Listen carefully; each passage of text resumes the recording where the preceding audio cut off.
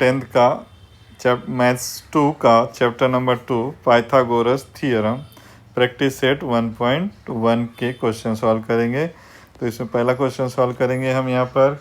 Identify the reason which of the followings are Pythagorean triplet. बताना है कि इसमें से कौन सा पाइथागोरियन ट्रिपलेट है या नहीं है। ठीक है, तो यहाँ पे दिया हुआ है, तो यहाँ पे वैल्यू दिए हुए हैं 3, 5, 4। तो क्या करेंगे, इसे लेंगे, साइड लेंगे, side A equal to 3, side B equal to 5, side C equal to 4। ठीक है,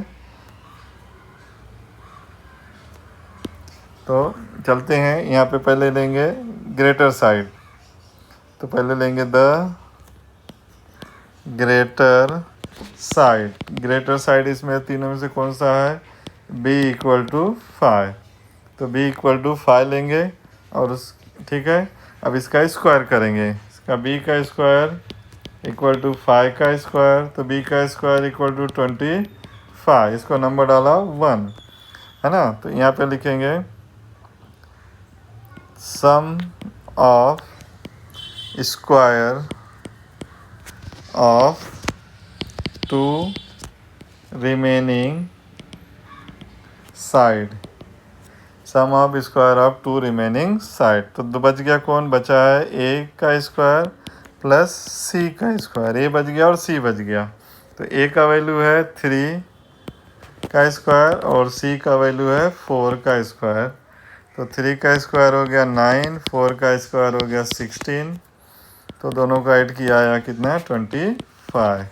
अब यहाँ लिखेंगे फ्रॉम 1 एंड 2, फ्रॉम 1 एंड 2, 1 और 2 से देखेंगे तो क्या आएगा, 1 में था b स्क्वायर और 2 में है a square plus c square. अब दोनों के वैल्यू को चेक करेंगे, दोनों का वैल्यू सेम है तो इक्वल, और सेम नहीं होगा तो नॉट इक्वल। तो यहाँ पे दोनों का वैल्यू सेम है, इसलिए क्या होगा, यहाँ पर इक्वल आएगा, और सेम नहीं होगा तो नॉट इक्वल आएगा। अब यहाँ लिखेंगे by converse of Pythagoras theorem, it is a Pythagorean triplet. तो इक्वल होगा तो पाइथागोरियन ट्रिपलेट हो जाएगा। ठीक है, चलते हैं नेक्स्ट क्वेश्चन में। 4, 9, 12 सेकेंड क्वेश्चन है। तो यहाँ पर a का वैल्यू लेंगे 4, b का वैल्यू लेंगे 9 और c का वैल्यू लेंगे 12। तो यहाँ पे लिखेंगे the greater side. Greater side कौन है, c है, तो c इक्वल टू 12। c का स्क्वायर करेंगे तो 12 का भी स्क्वायर होगा, c का स्क्वायर इक्वल टू 144। इसको पॉइंट नंबर 1 डाला। अब यहाँ पे लेंगे the sum of square of remaining 2 side, बचे हुए 2 साइड का स्क्वायर करेंगे और सम करेंगे। तो कौन बचा है, a स्क्वायर बचा है और b स्क्वायर बचा है। तो a का वैल्यू 4 और b का वैल्यू 9। तो 4 का स्क्वायर प्लस 9 का स्क्वायर, 4 का 16, 9 का 81, दोनों का ऐड करेंगे, ये हो जाएगा 97। अब लिखेंगे from 1 and 2।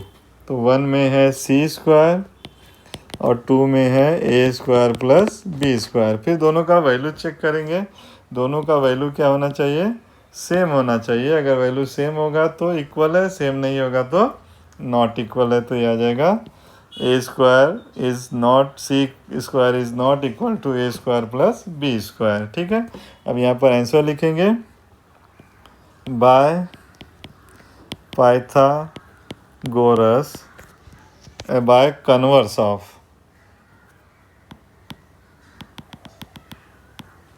Bye converse of Pythagoras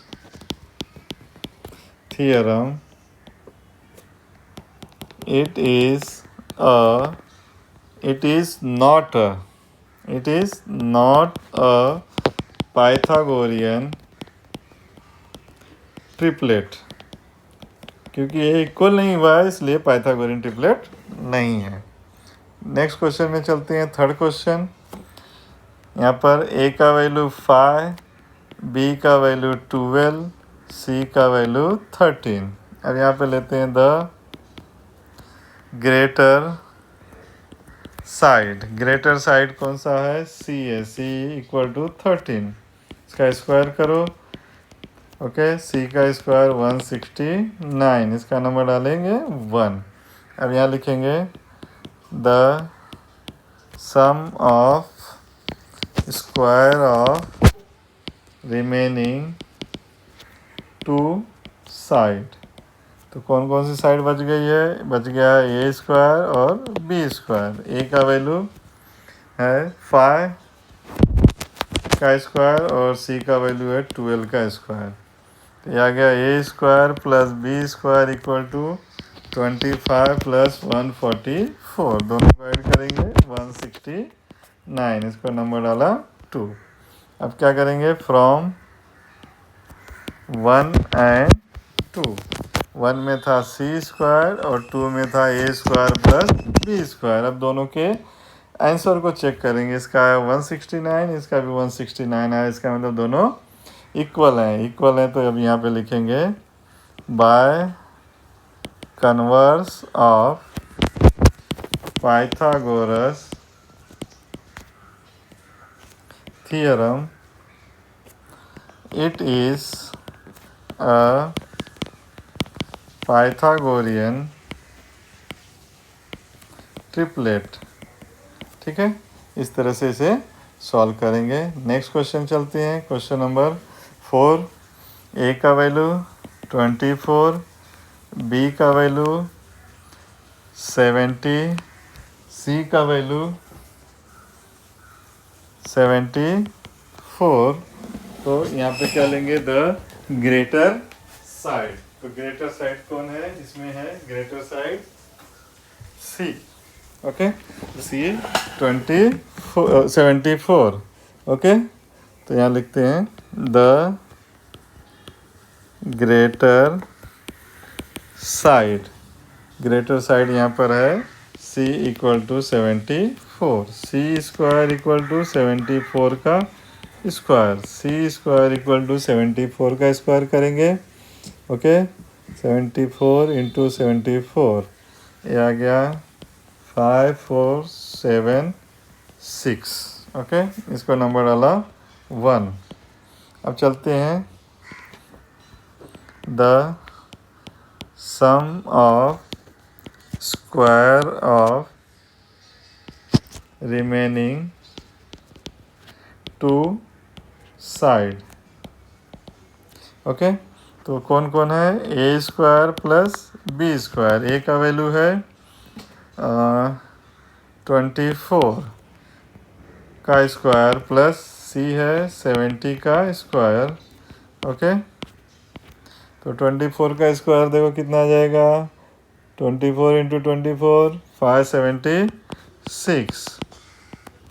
okay, फिर 70 का स्क्वायर 4900। दोनों को ऐड करेंगे, ये आ जाएगा 5476। इसका नंबर डालेंगे 2। अब यहाँ लिखेंगे फ्रॉम 1 एंड 2। 1 और 2 से क्या आ गया? C square equal to A square plus B square. अब दोनों के आंसर को चेक करेंगे, दोनों का आंसर सेम है क्या? अगर आंसर सेम होगा तो इक्वल, आंसर सेम नहीं होगा तो नॉट इक्वल। अब यहाँ लिखेंगे by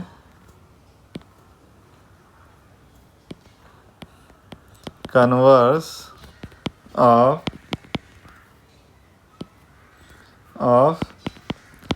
Pythagoras theorem, it is a Pythagorean triplet।